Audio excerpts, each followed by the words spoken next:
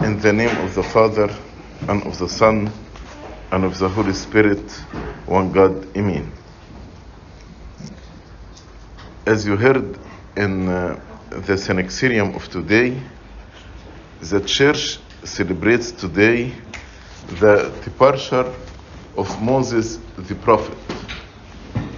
That's why all the readings of today are about the prophets. Moses was a great man, and God actually rebuked Maryam, his sister, when she spoke negatively about him, and he told her, any one of you, when I speak to him, I speak to him in visions or in dreams. But Moses, mouth to mouth.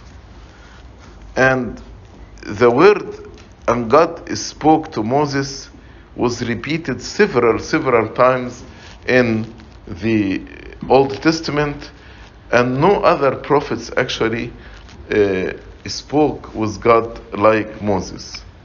And God entrusted him with a big responsibility, the responsibility of delivering and the exodus of the Israelites from the land of Egypt, starting their journey to the promised land.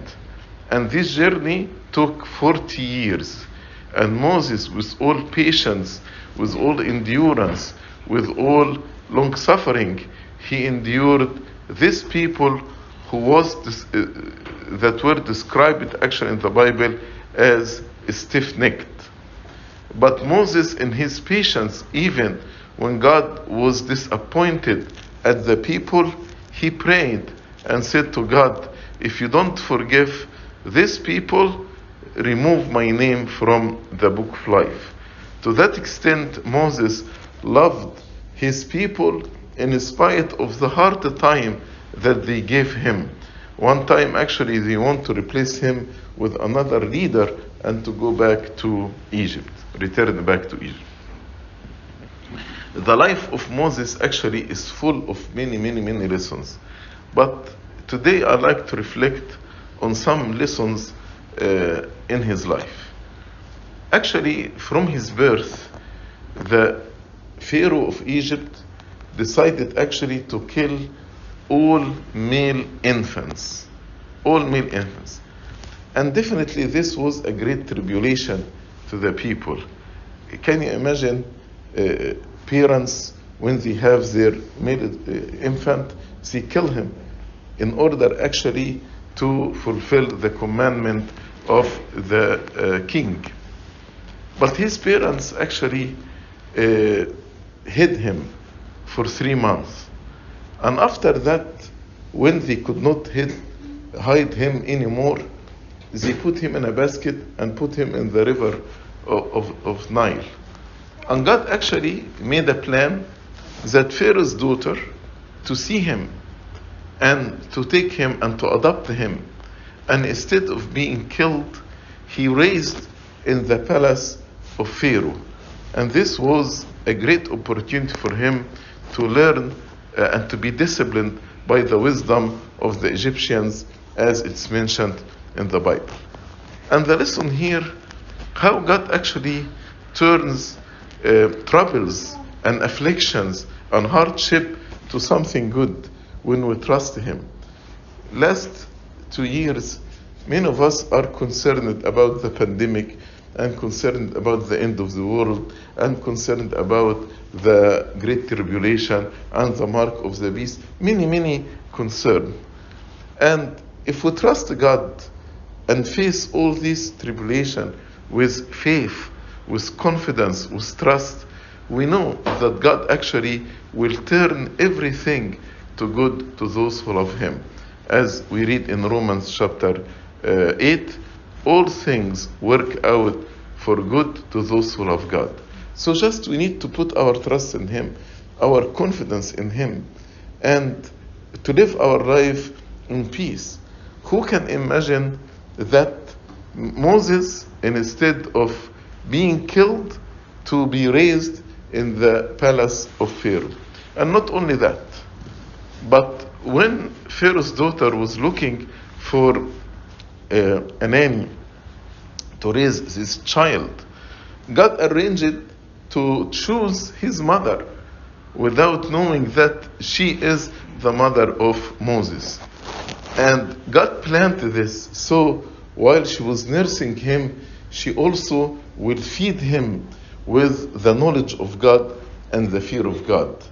And during these years in which his mother nursed him and raised him, she planted in him the faith in God and all what she learned from her ancestors. And Moses, when he grew, he was strong in his faith.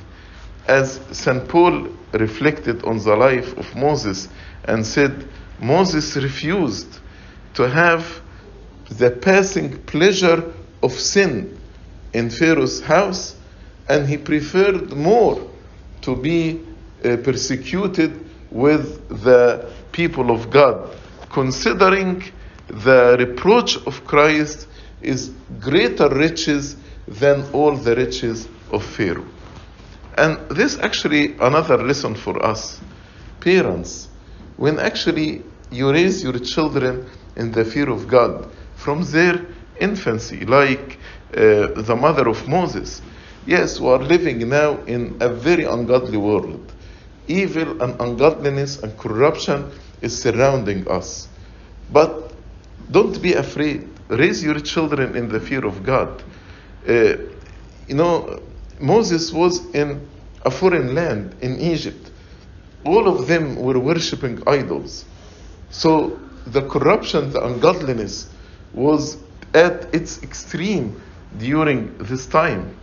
But his mother was able to feed him with the fear of God and the knowledge of God.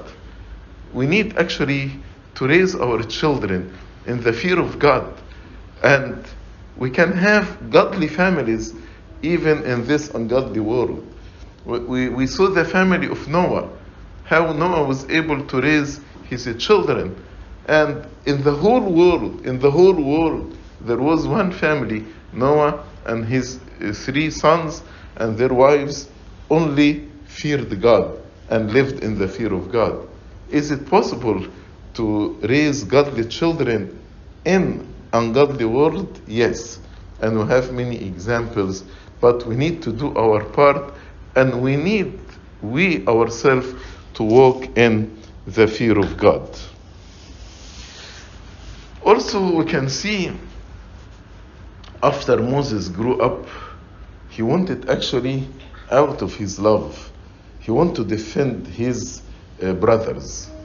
When he saw an Egyptian fighting with an Israelite, he killed the Egyptian.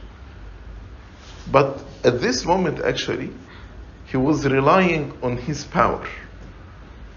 That's why the following day, when he saw 2 Israelites fighting with each other, and he tried to reconcile both of them, they told him, "Are you going to kill me as you killed the Egyptian yesterday?" And Moses got afraid and ran away from the face of Pharaoh. And he hid himself for 40 years. 40 years. And as we said yesterday in the Bible study, anything we do it relying on our knowledge, on our experience, on our ability, on our talent, we will fail. But when we rely on God, actually, and we acknowledge our weakness, then we will be victorious. See the transformation that happened in the life of Moses. First, he wanted actually to deliver the Israelites by his power. That's why he killed the Egyptian. Second time, after the 40 years, when God called him to go to Pharaoh, actually he told him, "No, I cannot do this. It is very, very huge." And he started to give huge responsibility, started to give excuses to God, to the extent that God at the end was disappointed with Moses. Moses, before these 40 years, the Bible described him as disciplined with all the wisdoms of the Egyptians. He was eloquent, trusted in his words.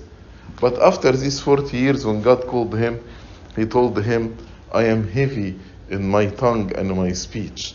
I cannot actually speak. I'm not eloquent to speak and to address Pharaoh.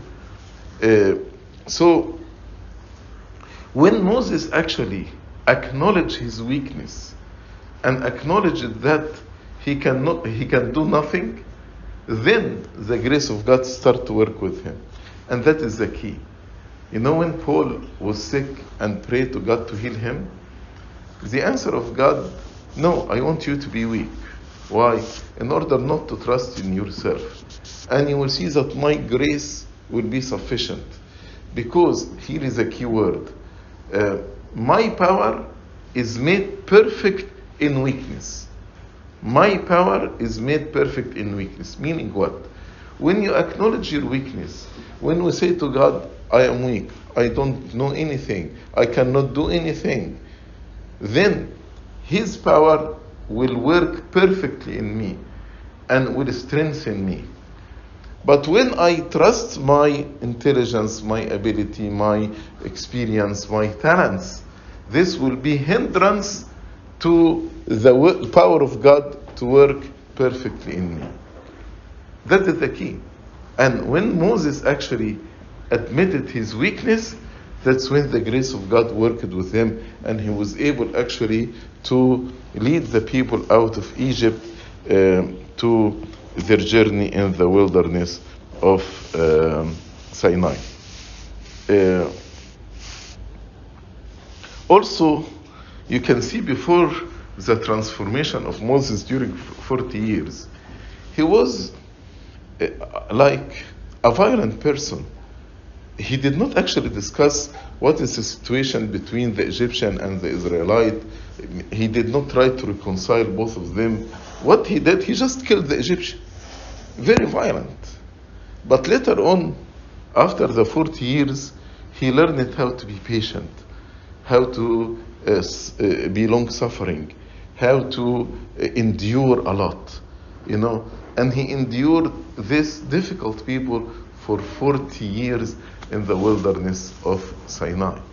So big change in the life of Moses when he relied on God. Also, our calculation is different than the calculation of God. Moses thought that the journey from Egypt to the promised land will take 3 days. He went actually to Pharaoh and told him, we want to go for 3 days. That's his calculation. We read in the book of Exodus, when the people left Egypt, God actually intentionally made them get lost in the wilderness of Sinai. Why?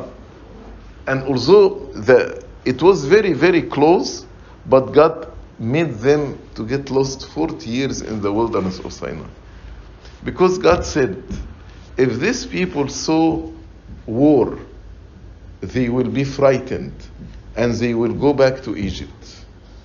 So 40 years, God is showing them wonders, sending them manna from heaven, sending them waters from the rock, dealing with them, leading them with a pillar of cloud and a pillar of light, showing supernatural power to them, so they can trust Him. Then even later on, when they saw the wars with 8 nations during the time of Joshua, they did not consider going back to the land of Egypt. Can you imagine? These people lived 400 years in Egypt, so their mind was shaped by the mind of Egyptians, worshipping idols, to the extent when Moses ascended to the mountain and spent 40 days, they asked Aaron to do a golden calf, and they worshipped the golden calf. This means their mind was still about worshipping idols, not worshipping the true God. So God wanted this mind to be completely changed before going into the promised land. The point here, sometimes we need God to answer our prayers right now, instantly, here and now. Like Moses, 3 days and we'll be in the promised land. But God told him, no, 3 days will not help you. Actually, people will either return back to Egypt, or when they go to the promised land, they still worship idols, like how they worshipped idols, the Egyptian worshipped idols for 400 years, and they lived among them. So let us trust the plan of God, the economy of God, even if it doesn't match our economy, even if we are not patient and we get our requests to be answered instantly and right now. But God has a different economy. Let us trust His plan, and let us trust His economy. Also, Moses, God actually told him, you will not enter the promised land. Can you imagine? He endured all this suffering for 40 years in leading these people. And then at the end, God will tell him, you will not enter the promised land. Sometimes when we are denied something, we get upset, we get disappointed. But we didn't see Moses actually disappointed with God or questioning the wisdom of God. God actually did this for a prophetic way. Moses represents the law, the Old Testament. And Joshua, by the way, Joshua, Jesus is the same word, means Savior. So Joshua represents Jesus, the new covenant. So the message here, the Old Covenant, the Old Testament, cannot lead you into heaven, but it will point heaven to you. It will show you the way to heaven, but cannot lead you to heaven. But Joshua, Jesus Christ, the new covenant, is the only one who can lead us to the promised land, to heaven. And Moses, maybe he did not understand the prophetic meaning, why God did not allow him to enter into the promised land. But he was in total submission to the economy of God, total submission to God's will. Sometimes in our life, we, if we serve a lot in the church, and then, for example, we were not chosen to be in the board of the church, or we're not chosen to be Sunday school coordinator or to serve in Sunday school, we get disappointed and we say, after all this service, after all this dedication, they don't choose me? What about Moses? After 40 years of leading very, very difficult people in the wilderness of Sinai. But at the end, God told him, you will not enter. You will not enter. And Moses actually was not disappointed. This reminds me with another great prophet in the Old Testament, David. God said to David, you will not build the temple because your hand smeared with blood, with innocent blood. So David was not disappointed. But David asked God, okay, if I'm not going to build the temple, can I actually bring all the materials for the temple? So he was not angry. He was not disappointed with God and said, okay, if you don't allow me to build the temple, I'm not going to get anything for the temple. No, this was not his attitude. Actually, he prepared everything needed to build the temple. From wood, from gold, from silver, from copper, everything. Everything. So Solomon, when he came, he found everything is already ready. And he built the temple. So the point here, we need actually to, God does not owe us anything. So when I serve, I'm not serving for a reward at the end. When I do something, I'm not doing it for promotion at the end. We do it out of love. And then we should accept the economy of God toward us, because His economy toward us is the best, even if we don't understand it. And the last point, of course, Moses, I cannot cover him in a short sermon like this. But the last point, Moses actually had the honor to see the mystery of the incarnation in the burning bush.